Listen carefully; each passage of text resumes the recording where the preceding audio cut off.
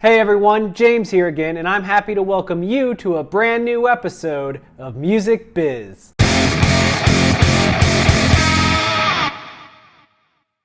If you look around online, you'll find that there is a lot of information on how to succeed in the music business. But to be truthful, there's also a lot of lies as well, and I try to believe that everybody always has the best intentions. I mean, who would want to sabotage up-and-coming artists just for the sheer joy of watching people fail? That doesn't really make a lot of sense. However, as much as I like to believe the best in everybody, I think that it's important that we take a few minutes to separate fact from fiction when it comes to succeeding in the music business. Because the truth is, what works for one artist very rarely works for another. I mean, that's why we celebrate trailblazers in the industry so well. The artists that reach stadium level success often do so because they're doing something that nobody else has done before. And there'll be a lot of people that try to copy their methods, and they may find success to one degree or another, but they'll never reach the heights as the people who did it first. And as an artist yourself, you probably want to be one of those trailblazers. You want to be your own person, your own artist, and I want to help you get there. So today I'm going to tell you 3 lies about succeeding in the music industry that you need to avoid. First up, stop believing that all you need is one great song. Now, I think that when people started using that phrase, all you need is one great song,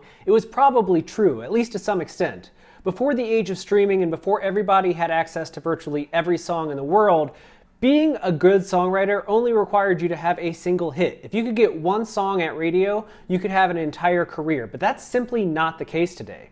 Thanks to the streaming age and the ability to just access anything that's ever been recorded, having one good song may be enough to get you on the charts for a minute or grab the attention of some people, but unless you're able to continually generate good or at least interesting content, you're going to fall off very, very quickly. So what you really need today is one really great song followed by a bunch of good songs, and after that a bunch of okay songs. You need a lot of good material. You need songs that people are going to want to sing along to, people are going to want to come out and support.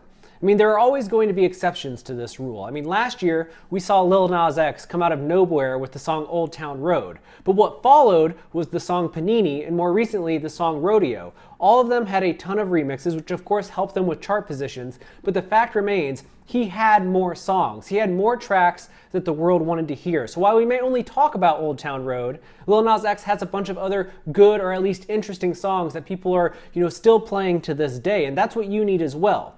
One great song is not going to get you anywhere near as far as it would have 10, 15, 20, and especially 30 years ago. You simply need more content. We live in an age of demand for consumption constantly. People want to binge things. They want to consume as much of the thing they enjoy as possible. So try to have as much good material ready to go when you start releasing things. One song simply isn't enough. The second lie you need to stop believing is that everyone needs to be on every social media platform. Now, if you watch this channel regularly, you know that a couple weeks ago I put up a video called The Reason That Social Media May Be Ruining Your Career. And I don't want to revisit all of that today, but I will say this. Your fans are primarily on 1 or 2 social media platforms. They're not on all of them. In fact, think about how you use social media. You probably have a Facebook account, a Twitter account, an Instagram account, and maybe Snapchat and a few other services. But which ones do you actually open all the time? Which ones do you frequent? Which ones do you prefer? Your fans are the same way. Nobody is checking every single one of these platforms all the time, hoping to get a ton of information. They have a place that they prefer to be, and that's where you need to focus the most of your efforts. And if you don't know where your fans are right now, then take my advice and just start an account on all of these websites. Start an Instagram, start a Twitter, start a Facebook, update them regularly, but watch where the engagement is. Because if you have a lot of engagement on Instagram and not so much on Facebook and Twitter, then maybe you don't need to worry about those services so much. I mean, having a place where you post tour dates and whatever is fine, but focusing your social media efforts on a place where your community already exists is going to help you the most in the long run. Not only because you'll have the greatest chance of reaching your current fans, but that high engagement that you get from your community being on that platform will expose your content to more and more people who could discover your brand. Because you could be the best musician in the world, but if nobody's interacting with your tweets, then the chances that somebody new is going to discover the music through the tweets that nobody is interacting with is virtually non-existent. That's just not how these algorithms work. You get more exposure for the more engagement that your content gets. So focus your efforts on where your community already is and build out from there. The last lie that I want you to erase from your mind is that you absolutely have to go on tour or that you have to be touring all the time. Touring is a pretty cool idea and it can generate a lot of revenue, but it can also generate just as much debt. And up-and-coming artists often encounter a lot more debt than they do income. And let me give you a few examples of why. Maybe shows get dropped and you end up having to drive farther than you anticipated. Maybe merch sales aren't what you expect them to be. Maybe the van breaks down, maybe the trailer breaks, maybe somebody breaks into your van and trailer and steals all of your stuff. All of those things are going to leave you worse off than if you had just stayed home and focused on writing and recording music.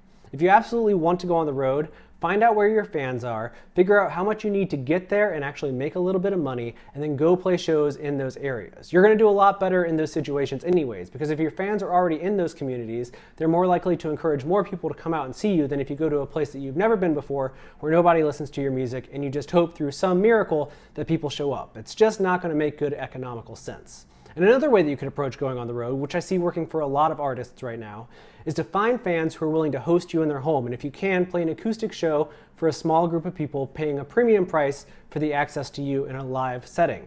For example, if you can play to 25 people paying $25 each to see you live, there's a good chance that you could generate more money than paying for 500 people paying $5 a piece at a venue where you also have to cover the cost of the building and the staffing and so on and so forth. So just be a little bit smarter about touring, and if you don't feel like going on the road, just stay home. There are a ton of great artists who are generating content from their bedrooms, from their living rooms, from their hometowns that are never going on the road that have millions and millions of plays online. It's all about how you spend your time and how you focus your efforts. So if you can do that, you can get ahead. And if I could give you one more piece of advice, though it's not really a lie that you need to erase from your mind, I would say that you should absolutely be subscribing to MusicBiz, the channel that you're watching right now. We create a ton of content, all meant to help you navigate and understand and succeed in the music business. So if you're not already doing so, click the subscribe button down below and join us. There's a community here and we want to help you get ahead. And if you've already done that, then thank you for your support, because this channel is only possible through your subscription. So thank you so much for doing that. And at the very least, at the end of the day, all we ask is that you take care of yourself,